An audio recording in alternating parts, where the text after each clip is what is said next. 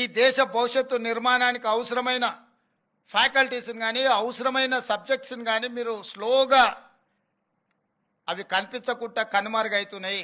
Example civil engineering. ఈ దేశము అభివృద్ధి చెందుతున్న దేశం.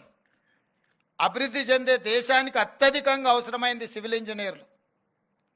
కానీ ఆ సివిల్ ఇంజనీరింగ్ కోర్సులు చాలా కాలేజీలు వాళ్ళకి శాంక్షన్ అయిన అడ్మిషన్స్ని స్లోగా కంప్యూటర్ సైన్స్కి అదర్ యాక్టివిటీస్కి షిఫ్ట్ చేసి వీటిని తగ్గించుకుంటూ పోతున్నారు. కొన్ని కాలేజీలు అయితే కంప్లీట్గా సివిల్ ఇంజనీరింగ్ను క్లోజ్ చేసే ప్రయత్నం చేస్తున్నారు. ఆ ప్రతిపాదనలు నా ముందుకు వచ్చినాయి.